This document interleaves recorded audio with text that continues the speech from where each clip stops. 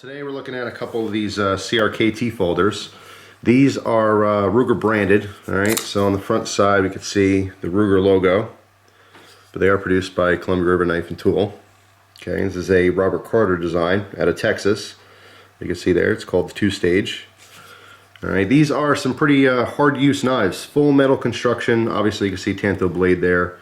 These are done up in an 8 CR13 MOV, which is a Chinese steel. These are produced in China, so that's no surprise there. But you still have that quality. I know a lot of people out there, people tend to either love CRKT knives or completely disown them. It just kind of depends on their personal experiences, what models. Every single company has a variety of different models, different qualities, different price ranges. I happen to be a huge fan of CRKT. I like their innovative designs, I like their different locking mechanisms, and they're also very affordable, so a lot of people get to try them out. But I know that some people out there, that stick to just Spydercos or Benchmades or Microtechs or some of the, higher end stuff, they kind of poo-poo on CRKT, which is unfortunate. There's a market for everything. Not everyone wants to or can go out and buy a $200 or $300 folder. So, just saying, I got some CRKT love out there. I've always been a fan ever since I was a young kid and couldn't afford the $300, $400 knives. Even to this day, I can appreciate a good quality budget folder. And I think CRKT is definitely the company that produces that, along with some other cool companies. So anyway, let's get back into the specs of this knife. Take a closer look up at our blade. There is a very slight swedge here. It's more for aesthetics than anything. As you can see, it barely tapers. 0.16 inches thick at our thickest point there. This is an American style Tanto in that we have a very straight edge, a secondary point, and then a very straight edge, okay?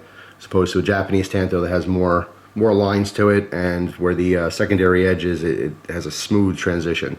There's almost never a secondary point like that on a traditional Tanto blade. But a lot of people do like this. It's an aggressive looking knife. It is a hard use knife. I mean, I quote that because that's what this was designed to be, is a hard use knife. And to be honest, some people might crap on 8CR13 MOV, but it is completely adequate. I can't tell you how many people I've talked to who have knives like this that use it for their trade. I'm talking about guys who use knives every day for work. As long as you could sharpen your blade, the blade steel really shouldn't matter all that much. I think some people put too much emphasis on needing certain steels. I've talked to people literally said, well, if it's not an M4, I don't buy it, or S90V, or whatever they decided is their favorite steel, that's all they get. And if a knife isn't offered in that steel, they don't even look at it. And all I can say to that is, hey, more for the rest of us, It is what it is. This is a $40 to $50 knife. You're not going to see this with the super steels in it. But I don't really think it's necessary either. This is Rockwell between 58 and 59, so it's on the soft side. And being a hard use knife, you don't want a steel that's incredibly hard because it's more likely to chip out if you hit, like, let's say you're ripping through boxes at work or something, you hit a metal staple, or you're doing some kind of woodwork and you hit a nail.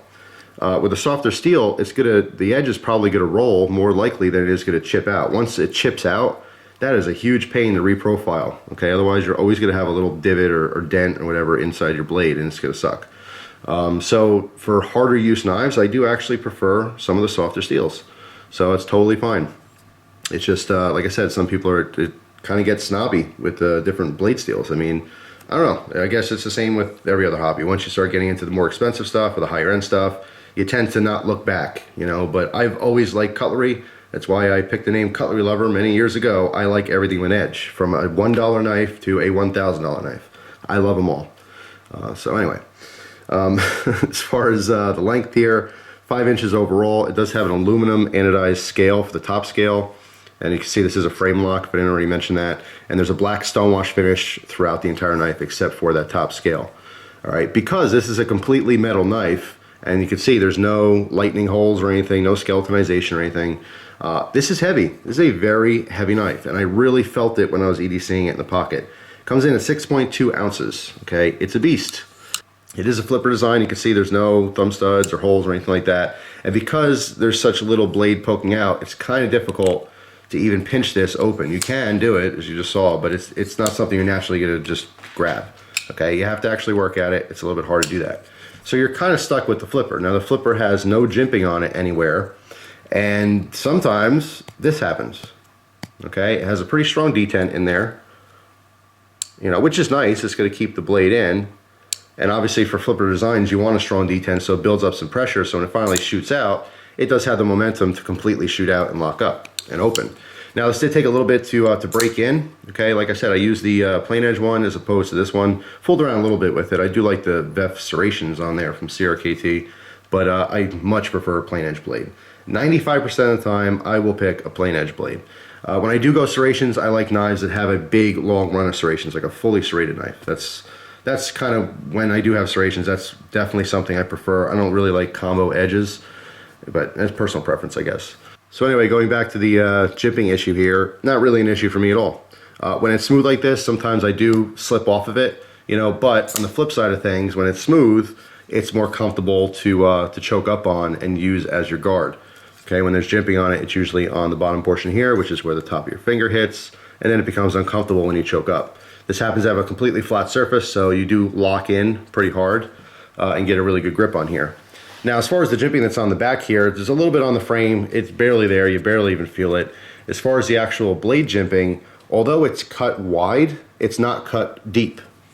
Okay, you can see because it's not deep at all, it's very light feeling, even though it's literally a wide cut, if that makes sense. So it's not an aggressive jimping whatsoever. But when you have this good grip, you do feel kind of locked in. Now, as far as the ergonomics, it is pretty comfortable. I do like it because of my hand size. I do have large hands. I can't quite get all 3 fingers into this groove. You can see it comes in, nice little curve. Here's a point, and then it comes back down to another curve. A little bit more jimpy down here. Again, not super purposeful or anything. But my 3 fingers don't naturally lock in there. My ring finger tends to land right on this point. It's not an extreme point, which is fine, so I don't find it to be super uncomfortable. But I do notice it's there. Okay, so depending on your hand size, it's going to feel a little bit different to you. All right, so let's talk about this pot clip here for a second. It's not a low riding clip or anything. Okay, so there's about that much knife poking out. That obviously it's riding on a nice smooth metal surface. Even if you swap it to any other part, the whole knife is smooth metal. All right, so it carries very nicely. Because it's heavy, it doesn't want to move around the pocket too much, but it does have enough grip here. Okay, it's not a light clip or anything, so it does stay in the pocket and when you want it, because I carried this with both jeans and cargo pants. And with the jeans, because the denim's usually much thicker, especially at the seam, sometimes when you're going to pull a knife out, it wants to grab onto that and hold it if the pot clip is really stiff. But no problems with this, again, pretty much because it's riding on such a smooth surface here. There's no grip whatsoever on this handle, so there's no resistance really in pulling it out. It is swappable to all 4 positions, which is really nice. You can see I still carry this stock, which is the tip up right side carry. But of course you can flip it up to tip down, and when we flip it over, we can see the cutouts here for left side carry, tip up and tip down. Now, just as a quick note, what these cutouts are, while using the knife, you never really come in contact with those at all, but they are sharp edges. Okay, so for whatever reason, if you're just handling the knife, you happen to rub on that, you could get irritated. It would be nice if CRKT, just as an extra, sold them, you know, I don't know, maybe $1 a piece or something, and just literally little metal tabs you can pop into these spaces here and screw them down just so that it fills the gaps. Now, if you look at the butt end of the knife, you can see the little body spacer here. All right, 3 body screws in here, and this does extend out to a point. Okay, triangular position here, so you can use this for striking, for defensive purposes. And of course, you can see there is a built-in large lanyard hole in there as well.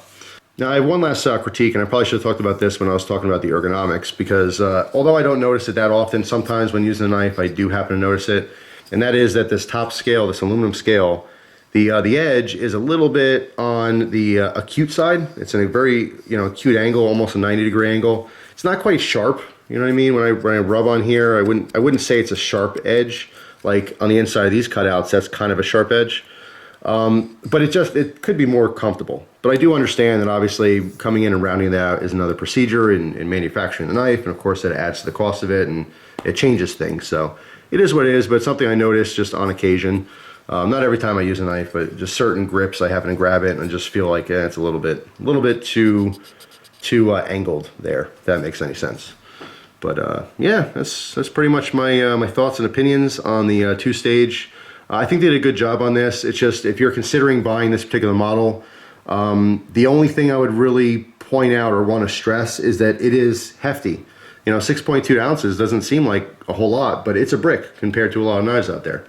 You know what I mean? So, but if you're in the market for a very sturdy, heavy duty, chunky, all metal knife, this may be the way to go. It's very well constructed. It does lock up very, very nicely.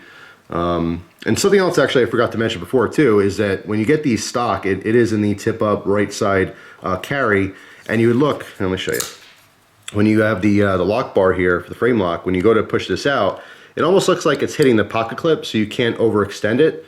But if you look down on the actual lock bar itself, there's a screw here, and when you look inside, you can see there is a dedicated plate there that does not allow this to overextend, okay, and bend out, which is a huge plus. It's a lock bar stabilizer without being, you know, the hinderer lock bar stabilizer, I guess. It's just a different design that keeps that from, you know, popping out too much. Because obviously, if you know, in knives that don't have that, if you go to unlock it and you push too far and this bends out, because this is a pretty thin piece of metal here, so it wouldn't be that hard to overextend that, and then it won't lock up properly. Okay, it could fail on you and be dangerous. So I do like they integrated with that in there as well. Something I actually didn't notice right away. I really thought it was because of the pocket clip. And I was gonna switch it, and I said, I don't need to switch it, because I wanted to carry it tipped down for a little while to see the difference, but I didn't think it'd make that much of a difference. But then I did happen to notice that it was in there. So it's pretty cool. Nice little touch on a you know, $40 to $50 knife, something you don't always see. So anyway, there you go. Those are my opinions. You know, of course, share your opinions down below. If you have this knife, let me know what you think of yours. But I liked it. I think for the price range, it's a pretty good option, and there's not a whole lot of you know, different knives out there that are kind of overbuilt. This is one of those overbuilt, you know, thick bricks. So if that's your thing, hey, for 40 or 50 bucks, I think it's definitely worth checking out. So there's my opinions. Let me know what yours are. Thanks for watching. Hope you guys have an awesome day, and I will see you soon. Take care.